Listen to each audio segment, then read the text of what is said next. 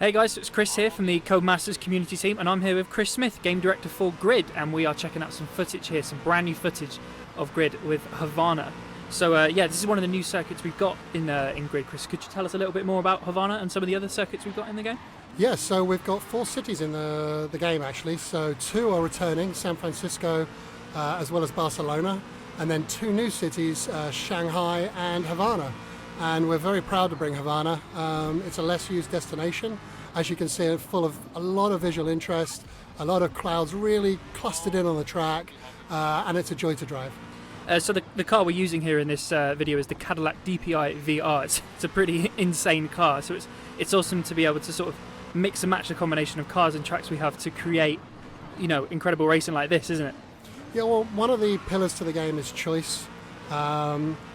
So through the career, you can choose any race you want from any of the threads, and you don't have to play all the races. Basically, if you're a little short on time, you can play about 60% of the races, any races you want, to get through to the Grid World Series where Raven West will be waiting for you. Choice is a big part, and obviously which car you race and how you race, we want you to do it. Of course, if you're a completionist and you want to do every race, you can still do that, and there's good rewards for you there as well. Okay, so we can see in the HUD there, we can see Nick Whittle as your teammate. So that's one of the aspects of the AI system in the game that creates such incredible racing. So could you talk us through like the teammate system and the other features that we've got in there as well? Yeah, to start with, Nick Whittle, man. Useless. My advice, you get him on your team, you fire him straight away and get someone else.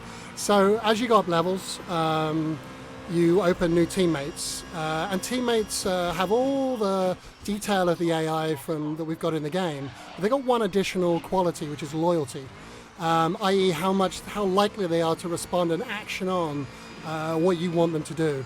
An example of this is we've got 72 of them, so these are only a couple of examples, but you could hire a guy who actually is a really great driver, really aggressive at how they take on the racing, but doesn't like you. And when you essentially ask him to do anything, the engineer is going to say, you know what, he's turned his radio off, he's not speaking to you. Or you could get a very, very loyal driver who's a really, really good driver, but he's not as aggressive, and he really relies on you to tell him to push through the pack. And we just saw there as well that you've established a second nemesis in the game, who is Rick Scott in this instance. So yeah, let's delve into that a bit more about the nemesis system in Grid. Well, obviously, if you're like me and you're a perfect driver that would never ever touch another car, you'll never see the nemesis system. But one other way we like to simulate real life and real motorsport is that when car-to-car contact happens, some drivers, some of these AIs, they're going to be more chilled about it. Other drivers, well, they're a little bit more quick to anger. And essentially, any you anger, you'll get a nemesis, and nemesises, they want to take you, they want to beat you, basically.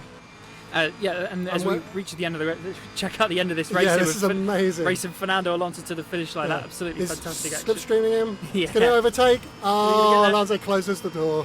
What a great race. That's a great example of the fantastic action we've got in the game with Fernando Alonso. So thanks for checking that out, guys. It's latest Grid action there using Havana with Grid coming out this October on Xbox One, PS4 and PC, and also coming soon to Google Stadia.